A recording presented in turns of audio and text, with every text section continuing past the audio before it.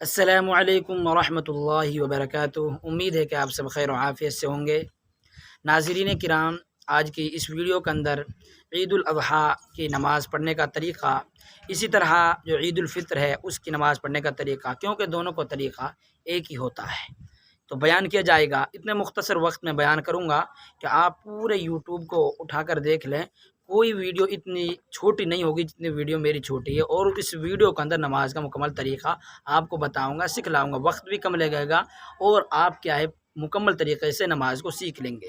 کیونکہ ہم نے دیکھا ہے کہ جن لوگوں کے پاس عید کی نماز پڑھنی نہیں آتی، وہ دوسرے نمازیوں کو دیکھتے ہیں، اس کے پاس بھی نہیں آتی وہ اور کو دیکھتے ہیں، اس طرح اپنی نمازوں کو خراب کر لیتے ہیں۔ اس لیے خود آپ کیا ہے سیکھ لو، ہمارے یوٹیوب چینل پہ آ کر کیا سب باتیں آپ کو ملتی ہیں، تو عید کی نماز بھی آپ سیکھ لو۔ بہرحال وقت زیادہ ہو رہا ہے، اس لیے کیا ہے، پہلی بات جو عید الاضحیٰ کی نماز ہے اس میں اذان اقامت تو ہوتی نہیں ہے، اس لیے اس میں سب سے پہلے نیت کا کام ہوتا ہے۔ اس میں نیت کرنی ہے، نیت اس میں کیا ہے 6 جائز تکبیروں کی آپ کو کرنی ہے، 6 زائد تکبیر ہوں گی اس میں، ان کی نیت کرنی ہے۔ نیت کرنے کے بعد آپ سب سے پہلے تکبیر کہیں گے، یعنی اللہ اکبر کو تکبیر بولتے ہیں، تکبیر کہیں گے اللہ اکبر، ہاتھوں کو اٹھا کر ناف کے نیچے باندھ لیں گے جس طرح اور نمازوں میں باندھتے ہیں۔ اس کے بعد ثنا یعنی سبحانک اللہم کو مکمل پڑھیں گے، سبحانک اللہم کو مکمل پڑھیں گے۔ ثنا پڑھنے کے بعد، سبحانک اللہم پڑھنے کے بعد دوبارہ کیا ہے تکبیر کہیں گے، اور ہاتھوں کو کیا ہے کانوں تک اٹھا کر اب باندھیں گے نہیں، دوسری مرتبہ چھوڑ دیں گے۔ اسی طرح پھر تیسری مرتبہ پھر تکبیر کہیں گے، اس میں بھی باندھیں گے نہیں، چھوڑ دیں گے۔ پھر چوتھی مرتبہ پھر تکبیر کہی جائے گی، اور تکبیر کے بعد چوتھی تکبیر بعد پھر ہاتھ باندھ لیے جائیں گے۔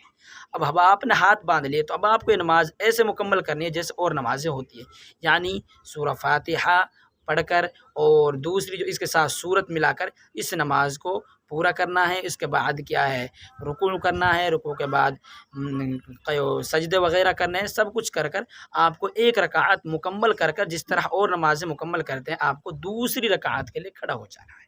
جب آپ دوسری رکعت کے لیے کھڑے ہو گئے نماز پڑھنے کے لیے، اب آپ کو یہاں اسی طرح کرنا ہے جس طرح اور نماز ہوتی ہے۔ سب سے پہلے سورہ فاتحہ پڑھنی ہے، اس کے بعد سورت جو اس کے ساتھ ملانی ہے وہ پڑھنی ہے۔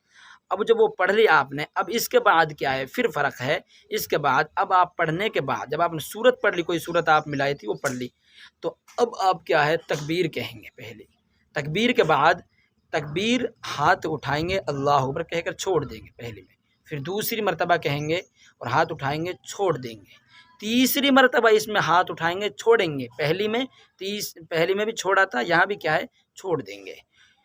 اب چوتھی مرتبہ جو تکبیر کہی جائے گی اس میں ہاتھ نہیں اٹھیں گے، بلکہ رکوع کے لیے جایا جائے گا ڈائریکٹ، ہاتھ نہیں اٹھیں گے بلکہ اللہ اکبر کہہ کے لیے رکوع کے لیے جایا جائے گا، رکوع کے لیے چلے گئے۔ اس کے بعد اسی طرح نماز مکمل کرنی ہے، رکوع کے بعد سجدے وغیرہ کر کر اتحیات درود شریف پڑھ کر دعائے معثورہ وغیرہ پڑھ کر آپ کو سلام پھیر لینا ہے۔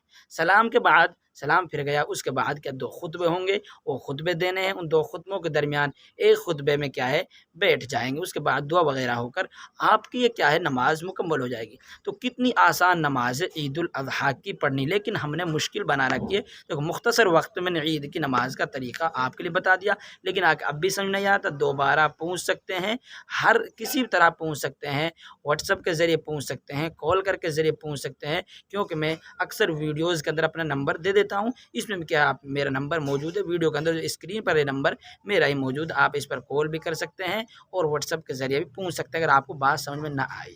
اللہ آپ کا اور میرا ایمان پر خاتمہ فرمائے، آمین۔